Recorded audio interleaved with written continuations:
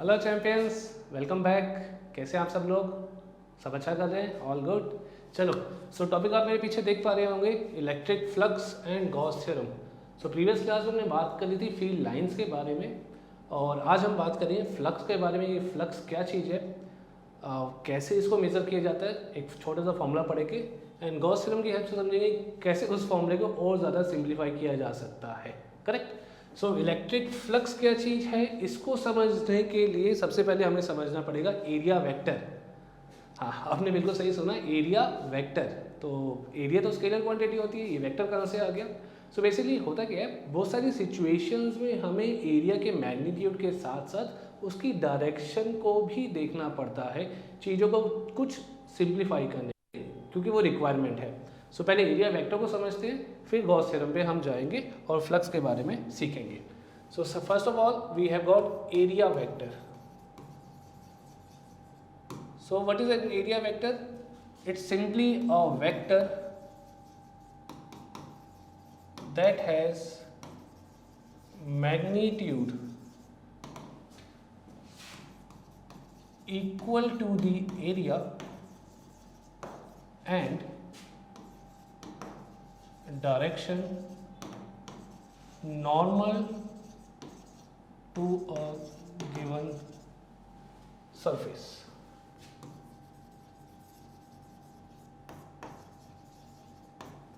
समझते हैं क्या चीज़ है।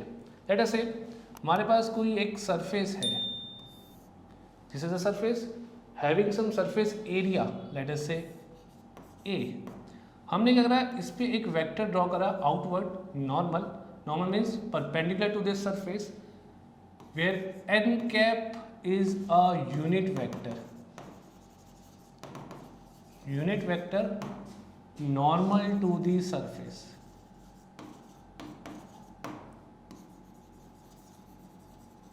सरफेस का नाम रख लेते हैं एस, ये हमारा सरफेस है एस। तो area vector is simply the magnitude of the area, जो भी सेंटीमीटर स्क्वायर में या मीटर स्क्वायर में एरिया है, इनटू एन कैप। तो बेसिकली आप क्या कर रहे हैं, एरिया को एक डायरेक्शन भी दे रहे हैं, और वो डायरेक्शन कैसी है? वो डायरेक्शन है नॉर्मल टू द सरफेस। अब यहाँ पे हम एक साइन कन्वेंशन फॉलो करेंगे। साइन कन्वेंशन यहाँ पर क्या है? बेसिकली जो आप आउटवर्ड नॉर्मल लेंगे, आउटवर्ड नॉर्मल उसको पॉजिटिव लिया जाएगा, और एक इनवर्ड नॉर्मल को हमेशा नेगेटिव लिया जाएगा। This is our sign convention which we need to follow. तो बेसिकली करा क्या, यहाँ पे एक एरिया लिया है, एरिया के ऊपर एक नॉर्मल ड्रॉ करा है, वो नॉर्मल के अलोंग ही क्या होगा, एरिया वेक्टर। बेसिकली अगर मैं यहाँ पे एरिया वेक्टर दिखाना चाहता तो मैं क्या बोलता, ये मेरा एक एरिया वेक्टर है। एरिया वेक्टर क्या है? एरिया जो उसका मैग्नीट्यूड है multiplied by n cap. N cap क्या, एक यूनिट वेक्टर है which is normal to the surface. Outward normal हमेशा पॉजिटिव, इनवर्ड नॉर्मल हमेशा नेगेटिव। तो अगर ये भी कोई वेक्टर होता तो ये माइनस ए वेक्टर होता, माइनस ए वेक्टर, बिकॉज ये इनवर्ड है, ये आउटवर्ड है पॉजिटिव, इनवर्ड है नेगेटिव। तो ये कंसेप्ट होता है एरिया वेक्टर का। अब हमें ये हेल्प करेगा फ्लक्स को समझने में कि फ्लक्स क्या चीज़ है। तो चलते हैं आगे। तो पहले बात कर लेते हैं इलेक्ट्रिक फ्लक्स के बारे में। अब ये वर्ड आता है फ्लक्स। फ्लक्स का सिंपल सा मीनिंग होता है फ्लो, और ये फ्लक्स वर्ड है हमेशा एसोसिएटेड होता है किसी भी वेक्टर फील्ड के साथ, associated with any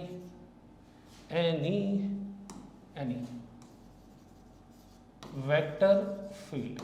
और वेक्टर फील्ड काफ़ी सारे हम पढ़ चुके हैं, जैसे अपने 11वीं क्लास में पढ़ा था ग्रेविटेशनल फील्ड। ग्रेविटेशनल फील्ड भी एक वेक्टर फील्ड है, इलेक्ट्रिक फील्ड एक वेक्टर फील्ड है, मैग्नेटिक फील्ड एक वेक्टर फील्ड है। तो electric flux, gravitational flux, magnetic flux accordingly हम समझ सकते हैं। So flux is just like a flow, it is associated with any electric field. अब मतलब क्या है इलेक्ट्रिक फ्लक्स का? It is equal to electric flux, it is equal to the total number of electric field lines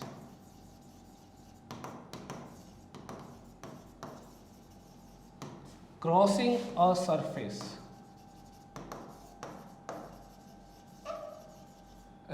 please एक चीज़ और ध्यान में रखेंगे, ये जो सरफेस है ये हमारा फील्ड के अंदर होना चाहिए, placed in an electric field, because ये सरफेस फील्ड के अंदर नहीं हुआ तो कोई फ्लक्स नहीं आएगा.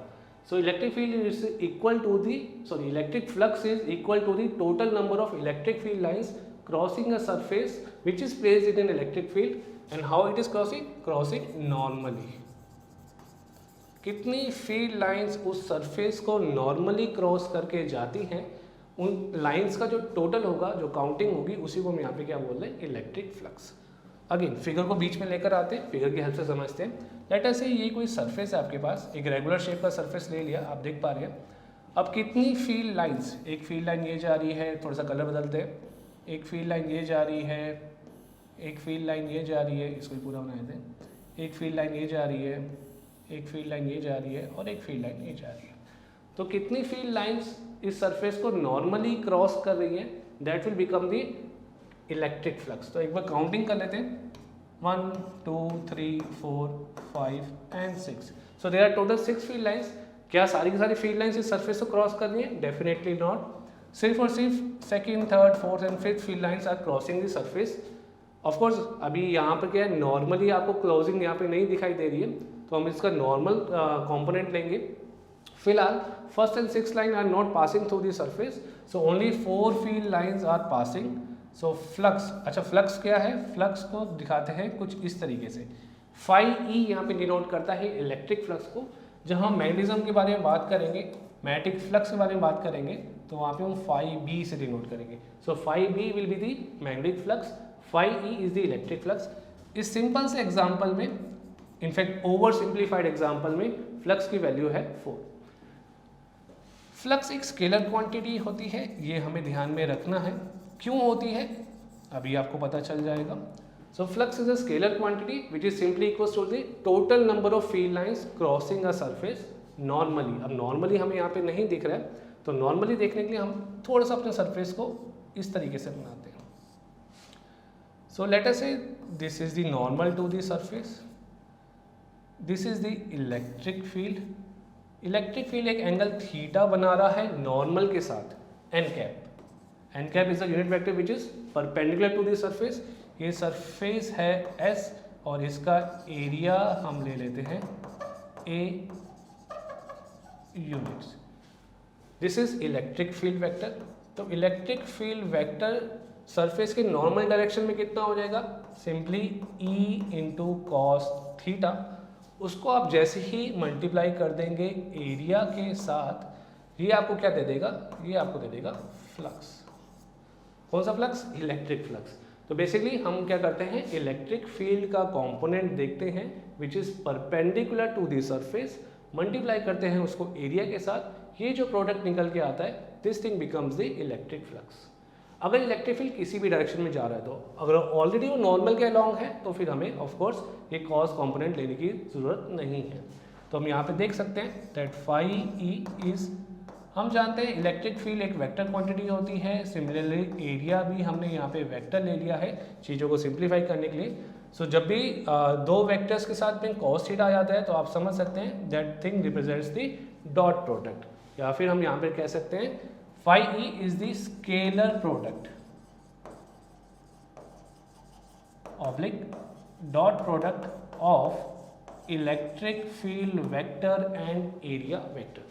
That's why electric flux is a scalar quantity. So it has got no direction. It has only got the magnitude. सिर्फ मैग्नीट्यूड होगा इसके पास, कोई भी डायरेक्शन नहीं होगी, बिकॉज एक स्केलर प्रोडक्ट है. इतनी चीज़ क्लियर आप लोगों को कि फ्लक्स क्या होता है, उसका फॉर्मूला क्या होता है. हमेशा हमें ध्यान में रखना है कि इलेक्ट्रिक फील्ड का वो कंपोनेंट देखते हैं which is perpendicular to the surface या अलोंग द नॉर्मल. ये कोई सरफेस है, इलेक्ट्रिक फील्ड ऐसे जा रहा है, हमें इससे मतलब नहीं है. हमें किससे मतलब है, जो भी इलेक्ट्रिक फील्ड का कंपोनेंट नॉर्मल के अलोंग होगा, मैं सिर्फ उसी को कंसिडर करूंगा, बाकी कंपोनेंट को मैं कंसिडर नहीं करने वाला. लेट अस से ये इलेक्ट्रिक फील्ड एंगल बना रहा है थीटा, तो I will only take the component of electric field along the normal. So that's why E cos theta. इतनी चीज आपको क्लियर होनी चाहिए। चलते हैं आगे। सो इलेक्ट्रिक फ्लक्स की डेफिनेशन हमें क्लियर हो गई, इसका फॉर्मूला हमें क्लियर हो गया। So electric flux phi E is simply equals to E into area A vector. But ये हमने बात करी किसी भी रेगुलर शेप के एरिया के लिए, और हमारे पास अगर एरिया कर्व्ड सरफेस बन जाएगा तो हम क्या करेंगे, तो भी बहुत चीज़ें आसान ही रहेंगी। लेट अस से हमारे पास कोई कर्व्ड सरफेस है, कोई ये रेगुलर शेप नहीं, कुछ इरेगुलर शेप का एरिया, ये किसी एक्सटर्नल इलेक्ट्रिक फील्ड में पड़ा हुआ है, और वो इलेक्ट्रिक फील्ड जो है वो वेरी भी कर रहा है, कहीं पे वीक है कहीं पे स्ट्रॉन्ग है, बट डेफिनेटली ये पूरा का पूरा सरफेस जो है उस इलेक्ट्रिक फील्ड में लाई कर रहा है। तो उस केस में हम क्या करते हैं, सिंपली इस एरिया का एक छोटा सा पार्ट लेंगे।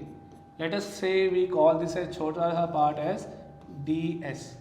सो डी एस का जो वेक्टर होगा, छोटा सा area vector, that would be D S vector. इस केस में हम सबसे पहले क्या निकालेंगे, एक फ्लक्स निकालेंगे छोटे से मैग्नीट्यूड का d phi E, that will be simply equals to the dot product of electric field vector and small area vector. हमने सिंपली क्या करा है, इस बहुत बड़े एरिया को जो कि इरेगुलर शेप का था उसको बहुत छोटे छोटे पार्ट्स में डिवाइड कर लिया। किसी भी कर्व्ड एरिया का बहुत छोटा सा पार्ट जो होगा वो प्लेन होगा, तो हमने प्लेन छोटे छोटे प्लेन्स में कन्वर्ट कर लिया है। यहाँ पे डी एस एक बहुत छोटी वैल्यू है, इलेक्ट्रिक फील्ड बहुत छोटी वैल्यू के लिए ऑलमोस्ट कॉन्स्टेंट रहेगा। इलेक्ट्रिक फील्ड पूरे सरफेस के लिए वेरी कर रहा है, बट एक छोटे से पार्ट की बात करिए, लेट अस से पूरा सरफेस है आपके पास 25 मीटर स्क्वायर का, उसमें इलेक्ट्रिक फील्ड वेरी कर रहा है पूरे सरफेस का लॉन्ग। बट अगर मैं एक एरिया लेता हूँ 1 mm square, 1 mm square is very very small as compare to total area, तो उस छोटे से एरिया में इलेक्ट्रिक फील्ड ऑलमोस्ट क्या बिल्कुल कांस्टेंट ही होगा। सो छोटा सा एरिया के लिए इलेक्ट्रिक फील्ड इज कांस्टेंट, उसकी हेल्प से मैंने फाइंड आउट करा छोटा सा फ्लक्स। सो टोटल फ्लक्स निकालने के लिए लेट अस से मेरे को टोटल फ्लक्स निकालना है। So what I need to do, मैं सिंपली इस एक्सप्रेशन को इंटीग्रेट कर दूंगा। अब इंटीग्रेशन कैसे करना है, पूरे सरफेस के लिए क्लोज इंटीग्रेशन करना है। So close integration for entire surface s, इसका हमने नाम एस रखा हुआ था, surface s of e dot d s. तो this is for any curved या इरेगुलर शेप्ड सरफेस। एंड जो लास्ट एक्सप्रेशन हमने फाइंड आउट किया था ये वाला, this is applicable for a regular shape surface.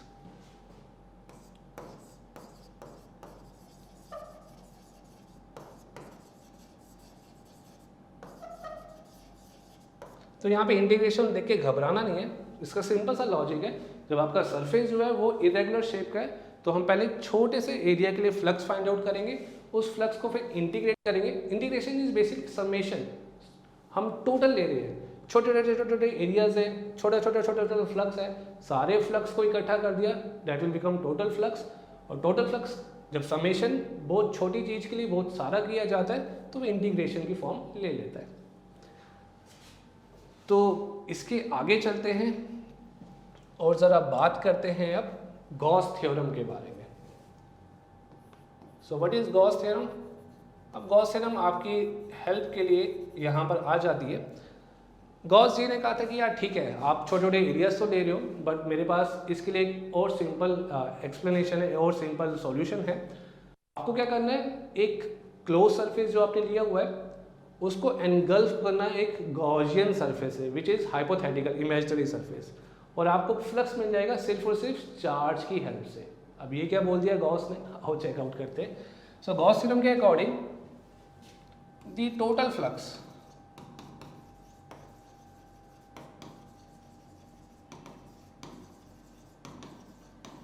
Coming out of a surface, please ध्यान दें ये क्लोज सरफेस होना चाहिए। Gauss theorem is only applicable for close surfaces. पीछे जो हम बात करते हैं उसमें सरफेस क्लोज हो या ओपन हो फर्क नहीं पड़ता, बट गॉस थ्योरम की जो एप्लीकेशन है वो सिर्फ और सिर्फ क्लोज सरफेस के लिए होनी चाहिए। So the total flux coming out of a surface which is a close surface placed in an external electric field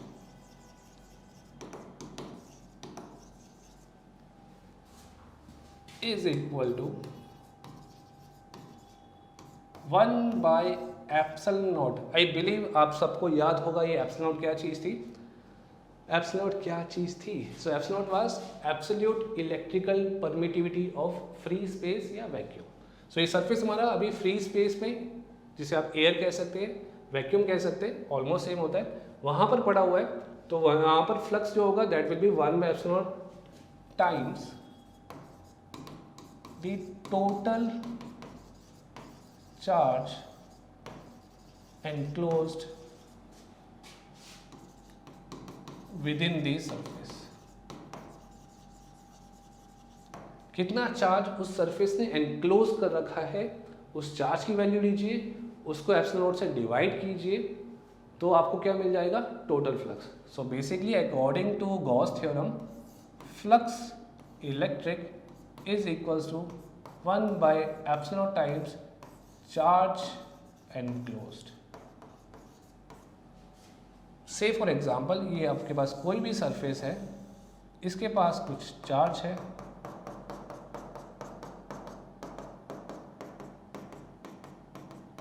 ये चार्ज है Q, आपने इसको एनगल्फ कर दिया एक क्लोज्ड सरफेस से।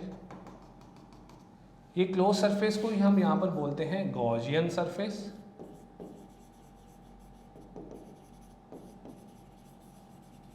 Which is completely hypothetical. ये आप खुद से एज्यूम कर रहे हैं, किसी भी कंडक्टर के बाहर आपको गॉसियन सरफेस चिपका हुआ नहीं मिलेगा, ठीक है, ये आप खुद से एज्यूम कर रहे हैं। और गॉसियन सरफेस को एज्यूम करते वक्त आपको सिर्फ और सिर्फ एक ही चीज़ ध्यान पे रखनी है कि जितनी भी फील्ड लाइंस होंगी वो गॉसियन सरफेस के नॉर्मली क्रॉस कर रही होंगी। So all the field lines will be crossing this Gaussian surface normally. आपको गॉसियन सरफेस कुछ इस तरीके से लेट करना है या एज्यूम करना है, सच दैट जो भी फील्ड लाइन जाएगी इस सरफेस से बाहर, इस कंडक्टर से बाहर, वो हमेशा गॉसियन सरफेस को परपेंडिकुलरली क्रॉस करती हुई जाएगी। ये सिंपल सी हमें चीज़ को ध्यान में रखना है गॉसियन सरफेस बनाते वक्त, बिकॉज गॉसियन सरफेस एक हाइपोथेटिकल सरफेस है, कुछ भी शेप ले सकता है, वो क्लोज सरफेस होना चाहिए। और जो भी इलेक्ट्रिक फील्ड लाइन है वो हमेशा इस गॉसियन सरफेस के परपेंडिकुलर क्रॉस करनी चाहिए। तो अकॉर्डिंग टू गॉस थ्योरम जो फ्लक्स होगा वो सिंपली क्या होगा? Charge enclosed by ε0। एक और एग्जांपल जैसे यहाँ पे हम देख सकते हैं, एक और कंडक्टर है या एक सरफेस है जिसके अंदर हमने चार्ज रखा हुआ है Q1 प्लस और एक और चार्ज रखा हुआ है Q2 negative. So the net charge enclose is, what is the net charge enclose? इस केस में वो हो जाएगा Q1 माइनस Q2। तो यहाँ से जो फ्लक्स बाहर निकलेगा, इस सरफेस से जो भी फ्लक्स बाहर निकलेगा that is simply equals to Q1 minus Q2 divided by ε0। Correct? ठीक है। अगर इस सरफेस को हम किसी मीडियम में प्लेस कर देते तो डेफिनेटली फ्लक्स पे भी अफेक्ट आता। तो उस टाइम पे फ्लक्स क्या हो जाता? अगर आपने इस सरफेस को प्लेस कर दिया किसी मीडियम के अंदर, so flux for any medium m it is simply equals to 1/k। k यहाँ पर होता है डाइलेक्ट्रिक कांस्टेंट। इसके बारे में हम पहले भी अच्छा सा डिस्कशन कर चुके हैं। So k is dielectric constant, so flux is 1/k times the flux in air, और we can simply say 1/k times charge enclosed divided by ε0। तो बेसिकली आपको क्या करना पड़ेगा? जो भी फ्लक्स आपका एयर के साथ या वैक्यूम के साथ आ रहा था, उस सेम फ्लक्स को आपको डाइलेक्ट्रिक कांस्टेंट k से डिवाइड करना होगा। उस केस में फिर आपको फ्लक्स मिल जाएगा मीडियम के थ्रू। m यहाँ पर क्या इंडिकेट कर रहा है? m यहाँ पे कोई मीडियम को इंडिकेट कर रहा है। सो गॉस थ्योरम चीज़ों को आसान करते हुए, कोई इंटीग्रेशन नहीं, कोई छोटा सा एरिया नहीं, कोई इलेक्ट्रिक फील्ड की डायरेक्शन नहीं देखनी, सिंपली चार्ज को देखना है, कितना चार्ज उस सरफेस के अंदर है, उसको डिवाइड कर देना है ε0 से।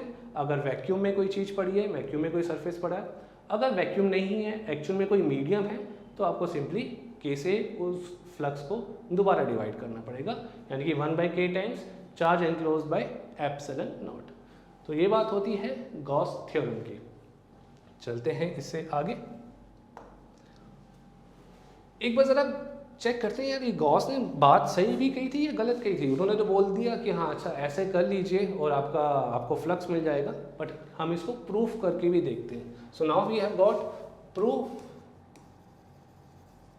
ऑफ गॉस थ्योरम, और ये हम प्रूफ करें बिल्कुल सिंपल सी चीज के लिए, for a point charge. So let us से हमने कोई पॉइंट चार्ज ले लिया है प्लस क्यू, एक प्लस क्यू हमारे पास पॉइंट चार्ज है जो कि पड़ा हुआ है सेंटर पर किसी स्फेयर के। अब ये स्फेयर क्या होगा, this sphere will behave like a Gaussian surface. अब ऐसा हम कैसे कह सकते हैं कि ये स्फेयर गॉसियन सरफेस होगा, बिकॉज आप देख सकते हैं जो भी फील्ड लाइंस बाहर निकलती हैं किसी भी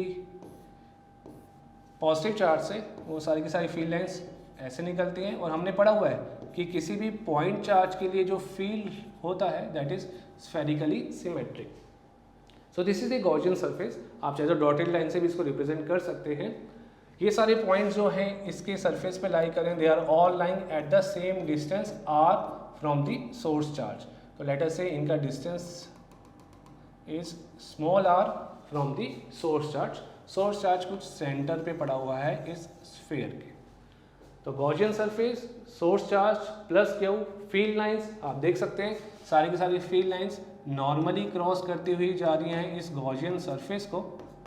एंड ये सारे पॉइंट्स जो भी मैंने मार्क करें, there are billions of points. ये सारे के सारे पॉइंट्स क्या हैं, at a distance r from the source charge. हम प्रूफ करना चाहते हैं गॉस थ्योरम को, तो देखते हैं सिंपल सी चीज़ है। हम जानते हैं इलेक्ट्रिक फील्ड जो होता है due to a single charge, this is given by the formula k q divided by r square. Electric field at any point p जो कि डिस्टेंस आर दूर है किसी सोर्स चार्ज से, उस पॉइंट पी पर जो इलेक्ट्रिक फील्ड की वैल्यू आती है मैग्नीट्यूड, हम डायरेक्शन की बात नहीं कर रहे हैं, direction is definitely radially outwards. अगर हम डायरेक्शन की भी बात कर लेते हैं इलेक्ट्रिक फील्ड की due to a single charge, तो direction is radially outwards. So electric field is k q by r square. आप थोड़ा सा इसको और तरीके से लिखना चाहें तो k को आप 1/4πε0 लिख सकते हैं multiplied by k by r square. Say this is our equation number 1 for electric field intensity. उसके बाद अकॉर्डिंग टू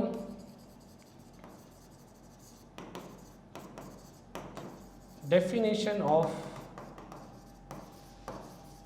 इलेक्ट्रिक फ्लक्स, तो इलेक्ट्रिक फ्लक्स की डेफिनेशन के अकॉर्डिंग flux phi E is equals to e dot s, definitely vector and vector. अब यहाँ पे surface है एस, इसकी वैल्यू क्या आ जाएगी, ये पूरा स्फेयर का सरफेस एरिया, बिकॉज ये तो एरिया वेक्टर है, तो एरिया वेक्टर है तो हमें पूरा एरिया लेना पड़ेगा। अगर आप इंटीग्रेशन का भी यूज़ करना चाहते हो तो कर सकते थे, बट एक रेगुलर शेप की फिगर है तो no need to call integration, हम उससे थोड़ा सा बचते हैं।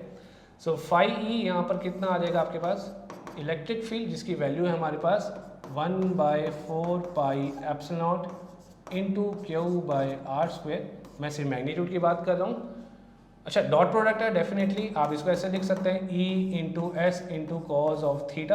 अब थीटा कहाँ है यहाँ पर, इलेक्ट्रिक फील्ड आप देख सकते हैं बाहर की तरफ जा रहा है, और एरिया वेक्टर कैसा होगा, वो भी आपको बाहर की तरफ जाता हुआ दिखेगा। तो यहाँ पे थीटा कितना हो जाएगा, theta is simply equals to 0 degree. तो हम यहाँ पे कह सकते हैं E into S into cos of 0 degree, it is simply E into S. S क्या है यहाँ पे, सरफेस एरिया किसका, इस स्फेयर का, और वो आप जानते हैं उसके लिए हमारे पास फॉर्मूला होता है 4πr स्क्वायर। तो आपको कुछ चीज़ें यहाँ पे कैंसिल आउट होती हुई दिखाई दे रही होंगी। सो बेसिकली हम एक 4π को यहाँ से कैंसिल आउट कर सकते हैं, आर स्क्वायर को हम यहाँ से कैंसिल आउट कर सकते हैं, तो हमारे पास जो फ्लक्स बस is equals to q by epsilon, बिल्कुल वही सेम चीज़ जो हमसे गॉस ने कही थी। इनफैक्ट कह रहे हैं कि फ्लक्स आपको निकालना है तो आपको चार्ज एनक्लोज लेना है और उसको डिवाइड कर देना है एप्सिलॉन से, अगर वो सरफेस वैक्यूम में पड़ा है या एयर में पड़ा है। जैसे ही मीडियम में होगा तो डेफिनेटली हम के से डिवाइड करने वाले हैं। So this is the proof of Gauss theorem.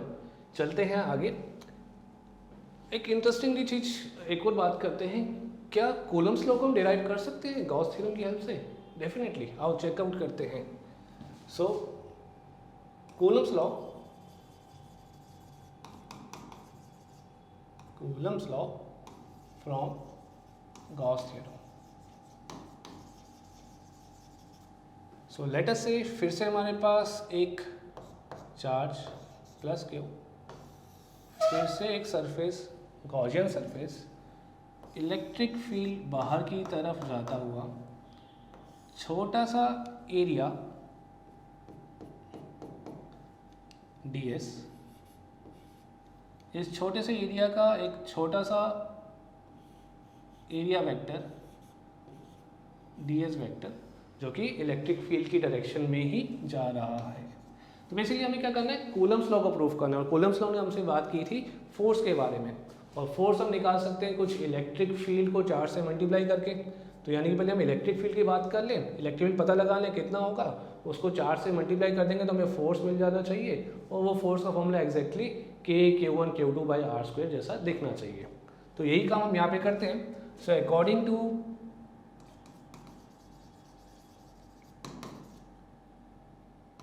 The concept of electric flux, हम जानते हैं flux phi E is equals to E.ds vector vector close integration for entire surface S। So electric field E into integration of ds, dot product को हमने हटाया, फिर से वही cos 0 degree आया होगा। आप देख सकते हैं इलेक्ट्रिक फील्ड वेक्टर भी इधर जा रहा है, ds वेक्टर भी इधर जा रहा है, तो डेफिनेटली ये cos 0 बनेगा। cos 0 आप जानते हैं 1 के इक्वल होता है। So this is equals to E into 4πr², where r is the radius of this surface. या हम कह सकते हैं हम किसी पॉइंट की बात कर रहे हैं जो कि डिस्टेंस r पर है सोर्स चार्ज से। So this is the flux due to a point charge plus Q. इसको मानते हैं हम equation number 1 according to Gauss theorem, because हम प्रूफ करें या फाइंड आउट करें कूलम्स लॉ को गॉस थ्योरम की हेल्प से। So according to Gauss theorem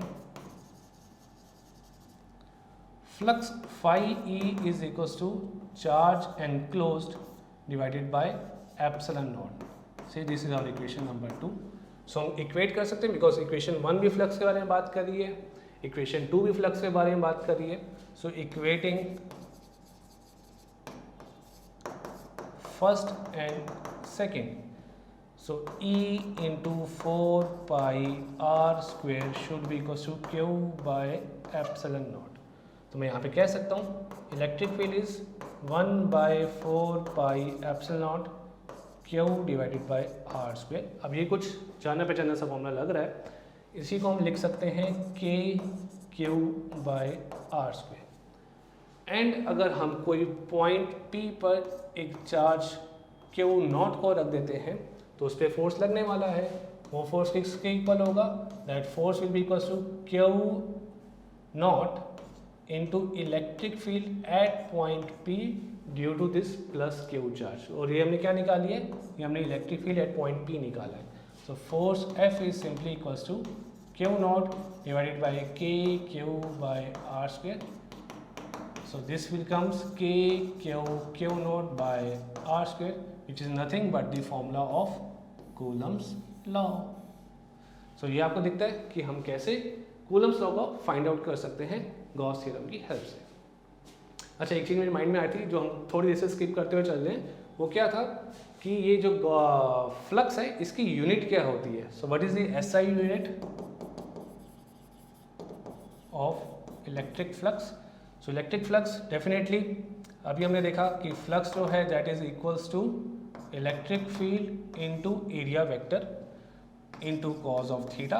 definitely cos theta is a unitless quantity, dimensionless quantity. तो इलेक्ट्रिक फील्ड की unit होती है हमारे पास न्यूटन कूलम इनवर्स, एरिया होता है हमारे पास मीटर स्क्वायर, तो यूनिट बन जाएगी Newton metre square coulomb inverse. या फिर आप क्या कर सकते हैं, इलेक्ट्रिक फील्ड को वोल्ट पर मीटर में भी एक्सप्रेस कर सकते हैं, multiplied by metre square which is the unit of area. So this will simply become volt metre. So these two are the SI units of electric flux.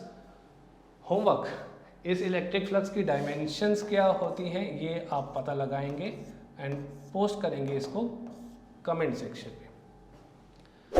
So this is the concept of flux, concept of Gauss theorem, concept of area vector and how they are interrelated to each other. कैसे area vector ने हमें help करा flux को समझने में, कैसे Gauss theorem ने उस flux concept को और simplify करके simply reduce कर दिया charge by epsilon naught. तो इन्हीं concepts के ऊपर हम कुछ numericals की बात कर लेते हैं, देख लेते हैं हमने कितना deeply समझा है इनको. तो कुछ numericals की तरफ जाते हैं. तो ये है आपके सामने न्यूमेरिकल, इनको डिस्कस करते हैं ये क्या कहना चाहते हैं. So if electric field is equal to 6i cap plus 3j cap plus 2k cap, तो यहाँ से समझ में आता है कि हाँ यार इलेक्ट्रिक फील्ड इंटेंसिटी एक वेक्टर क्वांटिटी है जो कि उस अपने कंपोनेंट्स की फॉर्म में गिवन है. 6 इज द वैल्यू या 6 is the magnitude along x axis, 3 is the magnitude along y axis and 2 is the magnitude along z axis. So we need to find out the flux, total electric flux निकालना है एक ऐसे surface से जिसका area है 30, shape क्या है हमें नहीं पता और यहाँ पे पता भी नहीं लगाना, और वो सरफेस कहाँ पर है एक्स वाई प्लेन में है. ओके सो अभी क्या करते हैं, पहले तो एक कोऑर्डिनेट सिस्टम बना लेते हैं. सो इसको ले लेते हैं एक्स एक्सिस, इसको ले लेते हैं वाई एक्सिस, इसको लेते हैं जेड एक्सिस. आप कुछ भी एक्सिस को ले सकते हैं कहीं पे भी, मैं थोड़ा सा सिंप्लीफिकेशन के लिए ऐसा कर रहा हूँ. एक एरिया है 30 यूनिट्स का, मुझे नहीं पता शेप, तो मैं एक इरेगुलर शेप ले लेता हूँ यहाँ पे, इसकी वैल्यू है 30.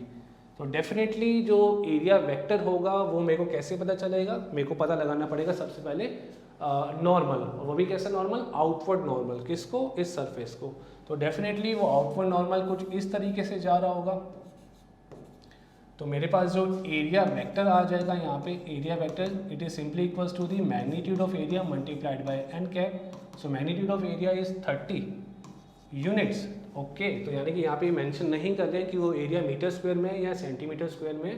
तो जो हमारा फ्लक्स आएगा वो भी यूनिट्स में ही आएगा. हम नहीं लिख सकते newton metre square coulomb inverse, because area जो है वो यूनिट्स में है.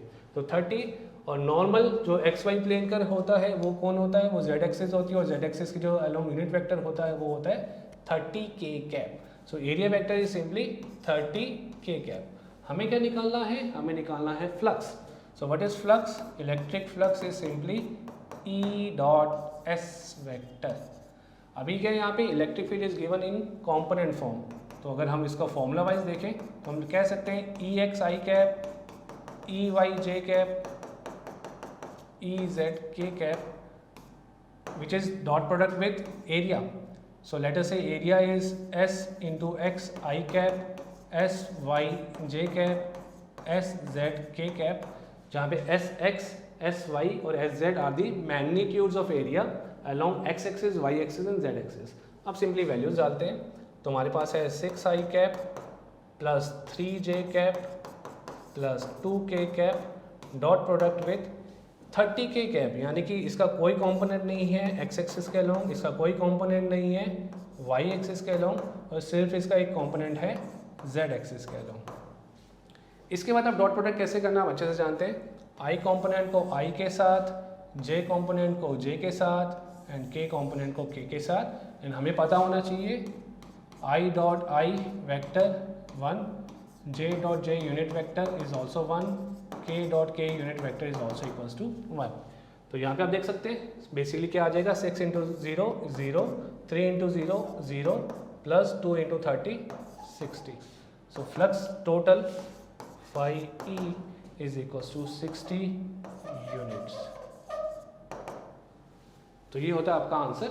यहाँ पे हमने क्या करा, इलेक्ट्रिक फील्ड को देखा कंपोनेंट फॉर्म में, एरिया वेक्टर को पहले पता लगाया क्या चीज़ है, उसको उसके सही कंपोनेंट्स में एक्सप्रेस करा और सिंपल सा फिर एक डॉट प्रोडक्ट यहाँ पर हमने डॉट प्रोडक्ट ऑपरेशन परफॉर्म करा.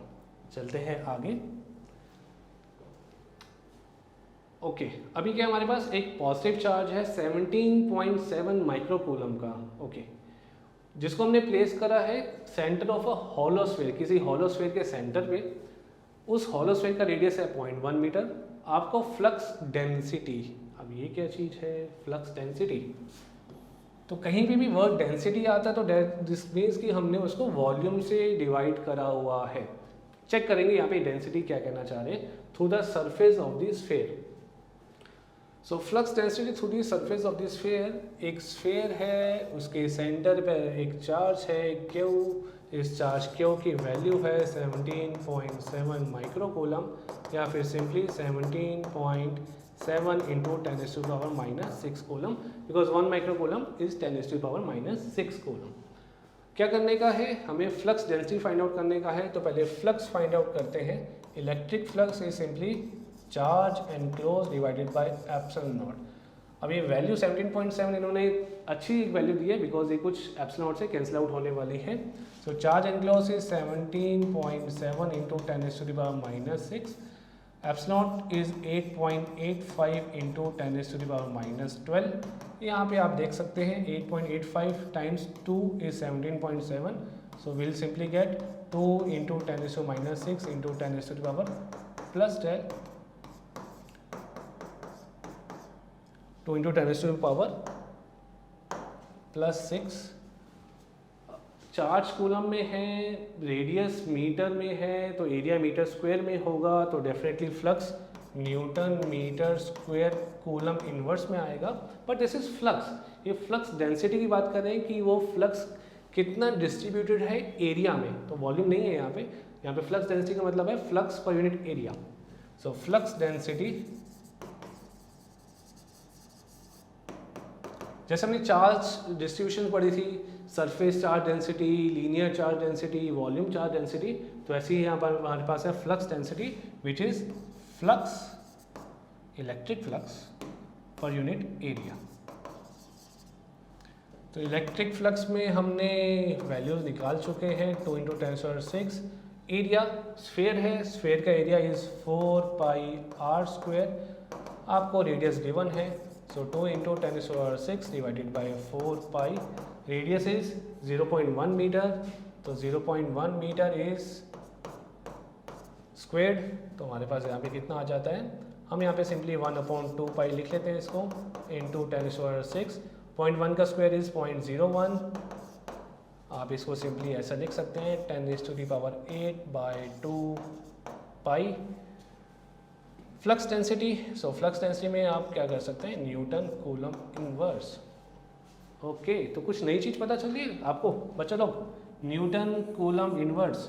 न्यूटन कूलम इनवर्स तो यूनिट होती है इलेक्ट्रिक फील्ड की, और ये बात कर रहे हैं फ्लक्स डेंसिटी, तो दैट मीन्स फ्लक्स डेंसिटी का दूसरा नाम इज इलेक्ट्रिक फील्ड इंटेंसिटी,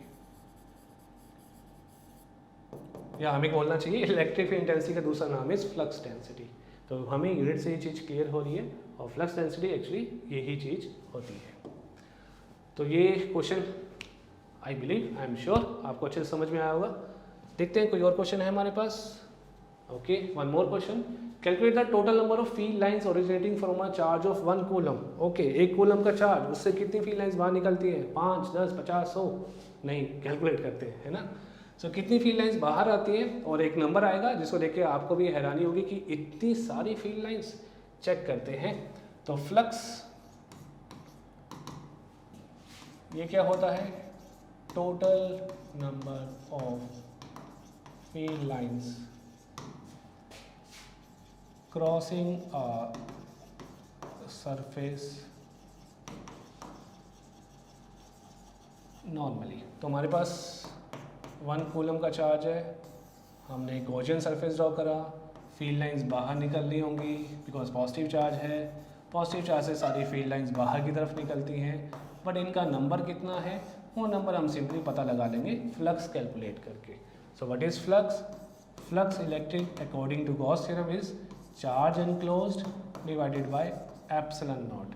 तो हमारे पास फ्लक्स की जो वैल्यू आ जाएगी, charge enclose is 1 coulomb, epsilon naught is 8.854 into 10⁻⁻12। इस फिगर को सॉल्व कर लेते हैं, तो फ्लक्स हमारे पास आ जाएगा 1/8.85 इंटू 10⁻+12। ओके, इसको फर्दर सॉल्व करते हैं, तो आपके पास ये आ जाता है कुछ 1.129 into 10⁻11। Field lines total number count, number हमसे पूछा गया है, तो डेफिनेटली हम यहाँ पे यूनिट दे के नहीं बताएंगे, हम total number of field lines बताएंगे जो कि इतनी है, that are coming out of 1 coulomb charge. And definitely इतनी ही फील्ड लाइंस अंदर जाती हैं किसी भी नेगेटिव चार्ज की। तो अगर नेगेटिव चार्ज हमारे पास 1 कूलम है तो कितनी field lines are going into this charge, the same number. इतनी ही फील्ड लाइंस इस 1 कूलम चार्ज के अंदर की तरफ जा रही होंगी। काफ़ी सिंपल सा क्वेश्चन, बट कुछ अलग तरीके से पूछा गया है उसी चीज़ को, तो ये भी आप देख सकते हैं। All right, so again one interesting question and this question is from your NCERT book and ये क्वेश्चन काफ़ी रिपीट होता है आपके स्कूल के हाफ ईयरली एग्ज़ाम्स में, स्कूल के टेस्ट में, कभी कभी तो आपके स्कूल के प्री बोर्ड एग्ज़ाम्स में भी। तो ये क्वेश्चन को चेकआउट करते हैं ये क्या कहना चाह रहा है।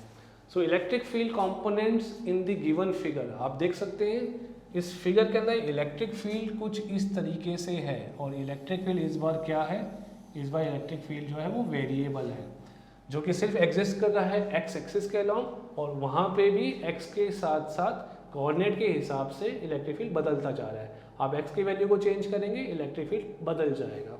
वाई और जेड एक्सिस में कोई इलेक्ट्रिक फील्ड नहीं है तो उस पर हमें टेंशन लेने की जरूरत नहीं है, सिर्फ electric field along x axis को ही देखेंगे। In which alpha is 800, okay alpha is some constant जिसकी वैल्यू है 800 newton per coulomb metre square.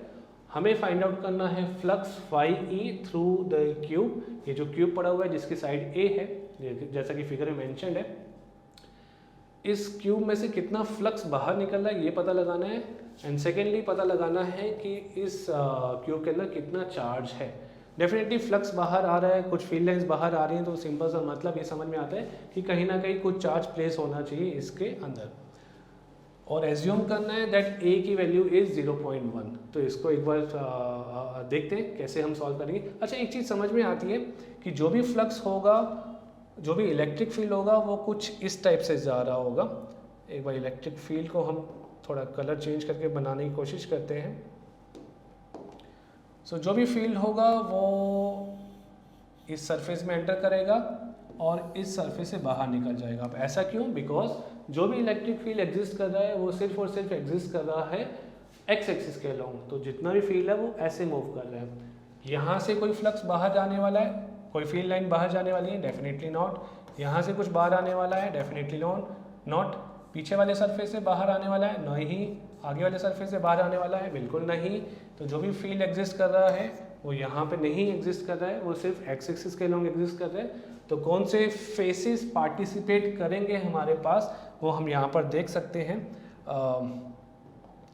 फिर से तो आप देख सकते हैं ये वाला जो फेस होगा क्यूब का, it will participate in the flux, यहाँ से कुछ फ्लक्स निकलेगा। एंड ये वाला फेस जो होगा क्यूब का, this will also participate in the flux, यहाँ से कुछ फील्ड लाइंस बाहर निकलेंगी। ऊपर वाला सरफेस, नीचे वाला सरफेस, पीछे वाला सरफेस, आगे वाला सरफेस का कोई रोल नहीं है, सिर्फ और सिर्फ हमारे पास जो पार्टिसिपेशन है वो इन दोनों फेसेस का है। एंड इन दोनों फेसेस में भी इससे फ्लक्स निकलेगा बाहर की तरफ और इसमें फ्लक्स जाएगा अंदर की तरफ। तो this will B outward flux, this will B inward flux. तो हम इनका रिजल्टेंट निकालेंगे, बिकॉज आउटवर्ड फ्लक्स हम जानते हैं पॉजिटिव होता है, इनवर्ड फ्लक्स जो है वो नेगेटिव होता है। तो एक काम कर लेते हैं, यहाँ पे जो हमें फ्लक्स निकालना है phi E, that will be the sum of phi 1 and phi 2। तो फाई 1 यहाँ से निकलने वाला फ्लक्स, फाई 2 यहाँ पे जाने वाला फ्लक्स को मान लेते हैं, अलग से पहले फाइंड आउट कर लेते हैं। So what is phi 1? Phi 1 is simply equals to electric field vector into area first, इसको एरिया 1 मान लेते हैं। So this will be our electric flux through area 1। सो फाई 1 इलेक्ट्रिक फील्ड हमें जो कि गिवन है, this is equals to alpha into x power 1/2, simply means under the root. Power half का मतलब रूट होता है, ये आप अच्छे से जानते हैं, मल्टीप्लाइड बाय एरिया, जो कि इस क्यूब के साइड, क्यूब के इस फेस का एरिया होगा। बेसिकली क्यूब का फेस क्या होता है? एक स्क्वायर होता है, तो इसका एरिया हो जाएगा ए स्क्वायर। डॉट प्रोडक्ट है तो डेफिनेटली कॉस थीटा भी आएगा, बट यहाँ पे आप देख सकते हैं इलेक्ट्रिक फील्ड बाहर की तरफ और इसका जो नॉर्मल है वो भी बाहर की तरफ, तो थीटा यहाँ पे आ जाएगा 0 डिग्री, कॉस 0 होता है 1। तो फ्लक्स हमारे पास सिंपली कितना आ जाएगा? Alpha into x. And what is the value of x? इस फेस के लिए x की वैल्यू क्या होगी, x कोऑर्डिनेट जो होगा वो ये होगा, यानी कि ये पूरा distance, this will become the x coordinate of this face. a distance दूर पहले से पड़ा हुआ है और a डिस्टेंस और ये साइड ने कवर कर लिया, यानी कि यहाँ इस पॉइंट का जो x कोऑर्डिनेट होगा that will be equals to 2a। a distance दूर है, a डिस्टेंस जो है वो साइड है इस क्यूब की, तो टोटल डिस्टेंस हो जाएगा 2a। तो यहाँ पे हम x को 2a पुट कर सकते हैं and multiplied by a square. तो यहाँ पे आप देख सकते हैं phi 1 की जो वैल्यू बन जाएगी it is simply equals to alpha which is 800। यहाँ पे मैं लिख सकता हूँ 2a5। a स्क्वायर को बेसिकली मैं रूट के अंदर लेके गया हूँ तो a की बार 4 बना होगा और multiplied by a is a5। तो और a की वैल्यू आपको गिवन है विच इज इक्वल्स टू, थोड़ा सा ठीक करते हैं इसको, 2a is equals to 0.1 raise to the power 5। तो ये आ गया फ्लक्स 1। डेफिनेटली यूनिट हम नहीं बोलेंगे, यूनिट्स यहाँ पे दी हुई है, तो newton metre square coulomb inverse. So this is the flux through area 1। अब एक बार ज़रा हम फाइंड आउट करने की कोशिश करते हैं फ्लक्स थ्रू एरिया 2। बिल्कुल सेम प्रोसेस को फॉलो करेंगे, यहाँ पे ट्राई कर लेते हैं what is flux through area 2। फिर से electric field multiplied in fact dot product with area 2 vector EA2 cos of 0 degree, angle 0 degree है। इलेक्ट्रिक फील्ड जा रहा है अंदर की तरफ, आउटवर्ड नॉर्मल है बाहर की तरफ, तो थीटा तो 0 डिग्री नहीं हो सकता। तो यहाँ पे हमें करनी पड़ेगी करेक्शन। तो करेक्शन करने के लिए 0 डिग्री को यहाँ से हटाते हैं और यहाँ पे लिखते हैं 180 डिग्री, बिकॉज आप देख सकते हैं एरिया 2 में अगर यहाँ पे अलग से बनाता हूँ area 2, this is area 2, electric field जा रहा है कुछ ऐसे बट आउटवर्ड नॉर्मल बन रहा है ऐसे, this is the direction of area vector and this is the direction of electric field. ये दोनों वेक्टर्स कैसे हैं, एक दूसरे के एंटी पैरेलल, तो एंगल कितना हो जाएगा 180 डिग्री। और cos 180 आप अच्छे से जानते हैं इट इज इक्वल्स टू -1, तो मैं यहाँ पे लिख सकता हूँ EA2, this is the flux phi 2। तो phi 2 की अगर वैल्यू कैलकुलेट करते हैं, इलेक्ट्रिक फील्ड अगेन वो एक वेरिएबल क्वांटिटी है alpha under the root x, और एरिया 2 फिर से वो एक स्क्वायर जो कि फेस है किसी क्यूब का, that is a square. So phi 2 is equal to alpha 800 under the root x की वैल्यू भी यहाँ पर a है and it is multiplied by a square. तो आप देख सकते हैं phi 2 कितना बन जाएगा, it is 800 under the root a raise to the power 5 and a की वैल्यू फिर से वही चीज 0.1। So phi 2 is equal to 800 into 0.1 raise to the power 5। मैं एज्यूम कर रहा हूँ कि आपको नीचे वाली चीज़ दिख रही होगी, ठीक है। तो यहाँ पे जो हमारे पास टोटल फ्लक्स आ गया, सेकेंड वाला फ्लक्स कैसा आया, नेगेटिव, तो minus sign minus sign minus sign and minus sign. अभी हम क्या करेंगे, नेट फ्लक्स निकालेंगे। तो एक बार नेक्स्ट पेज पे जाते हैं। ओके गुड, हमारे पास एक ब्लैंक पेज है तो अब यहाँ पे आराम से काम कर सकते हैं। तो flux net is phi 1 plus phi 2। phi 1 की वैल्यू आई थी कुछ 800 under the root 0.2 into 0.1 raise to the power 5 and इसकी वैल्यू आई थी negative 800 under the root 0.1 raise to the power 5। तो इसको हम सॉल्व कर लेते हैं। We can take 800 under the root 0.1 raised to the power 5 as common and what we are left with under the root 0.2 minus 1। आप solve करना चाहते हैं कर सकते हैं, नहीं चाहते हैं यहाँ तक भी छोड़ सकते हैं, कोई गलत नहीं होगा। तो phi नेट हमारे पास सिंपली आ जाता है this much newton metre square coulomb inverse. तो ये आंसर हो जाता है फर्स्ट पार्ट का। सेकेंड पार्ट की अगर हम बात करें, सेकेंड पार्ट में हमसे पूछा था चार्ज एनक्लोज्ड। अब ये कैसे आएगा, डेफिनेटली जब भी चार्ज एनक्लोज की बात होगी तो हम गॉस थ्योरम को वापस से रिकॉल करेंगे। हमने गॉस थ्योरम में देखा था कि जो फ्लक्स होने वाला है that is equal to charge enclosed by epsilon not.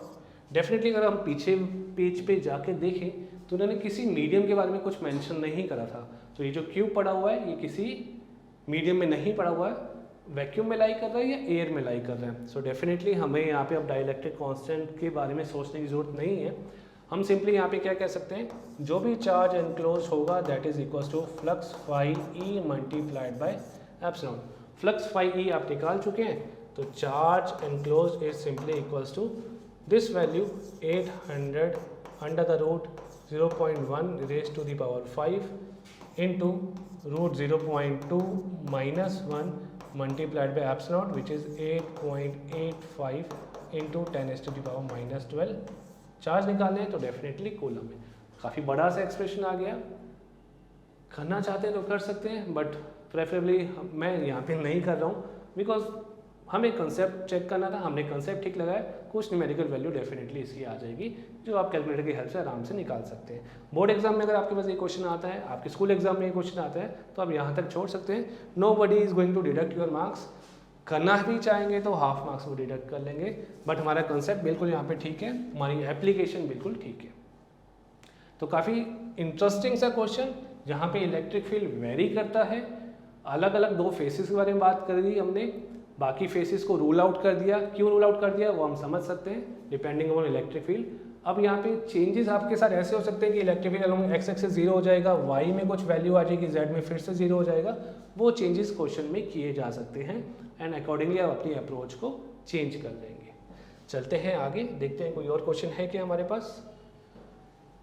Okay, one more question, and ये क्वेश्चन आपके पास देख सकते हैं सीबीएसई में काफ़ी बार पूछा गया है, 2002, 14 कंपार्टमेंट 2017। तो देखते हैं ऐसा क्या खास है इस क्वेश्चन में। So S1 and S2 are two concentric spheres. आप देख सकते हैं एक स्फीयर है S1, एक स्फीयर है S1, S2 बाहर लिखा हुआ है, यानी कि ये अंदर वाला स्फीयर है S1। तो इसको ठीक कर देते हैं, दिस इज नॉट S1। अंदर वाला स्फीयर इज S1, बाहर वाला स्फीयर, बड़े वाला स्फीयर इज S2। अंदर वाला स्फीयर जिसका रेडियस है R1, बाहर वाला स्फीयर जिसका रेडियस है R2। एक चार्ज Q स्फीयर S1 के अंदर, एक चार्ज 2Q स्फीयर S2 के अंदर कुछ इस तरीके से लाई कर रहा है as shown in the figure. So what is the ratio of electric flux through S1 and S2। Flux जो S1 से बाहर निकल रहा होगा और जो S2 से बाहर निकल रहा होगा उसका रेशियो क्या होगा। तो आप देख सकते हैं सिंपल सी एप्लीकेशन करेंगे हम यहाँ पे गॉस थ्योरम की। एक बार नेक्स्ट पेज पे देख लेते हैं। तो अगर हम बात करते हैं flux through S1 that is equals to charge enclosed by epsilon.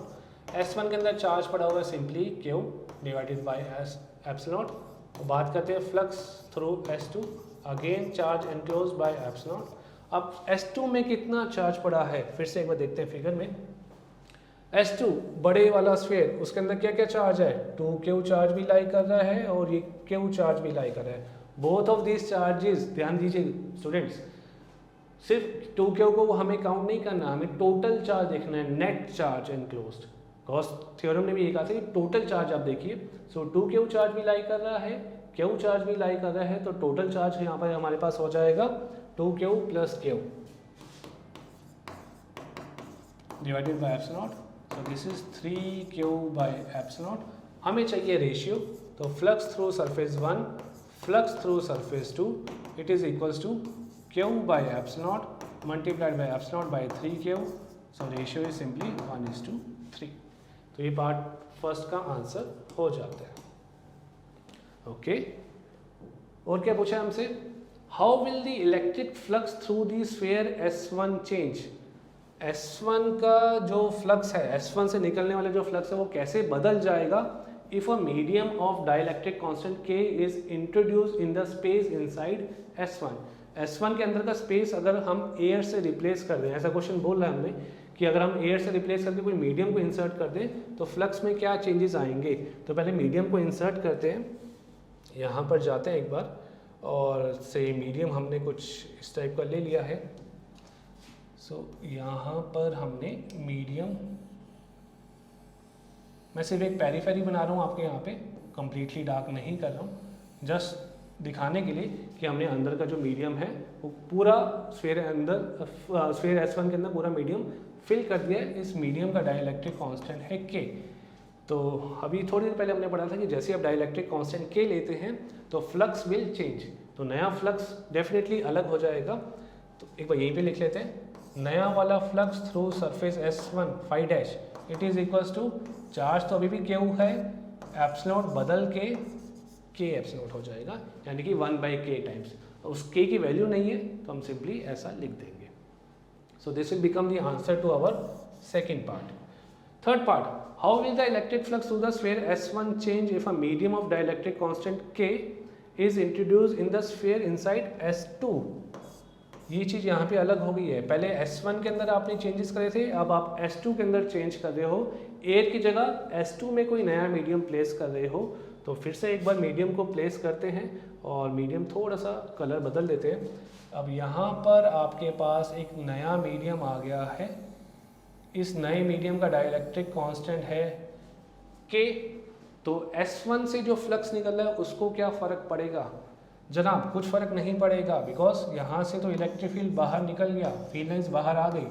आपने जो भी चेंजेस करे हैं इसके बाद करे हैं, तो इससे जो फ्लक्स निकल रहा था उसमें कोई चेंजेस नहीं आएंगे। तो वी कैन सिंपली से नो चेंज।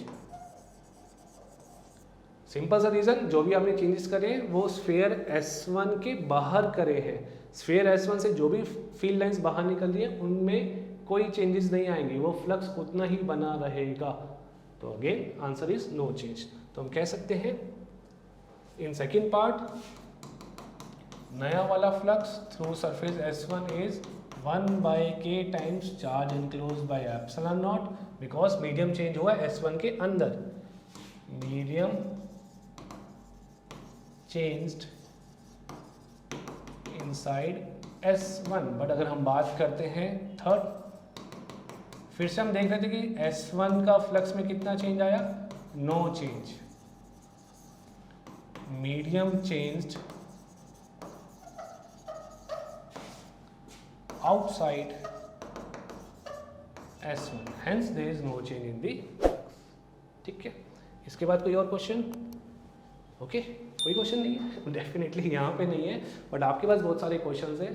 आप क्वेश्चंस को सॉल्व कीजिए, इन कंसेप्ट्स को अप्लाई कीजिए। डेफिनेटली कहीं ना कहीं आप ज़रूर अटकेंगे तो अपने कंसेप्ट्स को ठीक से फिर से अप्लाई कीजिए, सीखिए, पढ़िए, फिर से वीडियो को देखिए। कोई डाउट्स आते हैं तो कमेंट सेक्शन में पोस्ट कीजिए। And keep learning, keep growing. Thank you, all the best.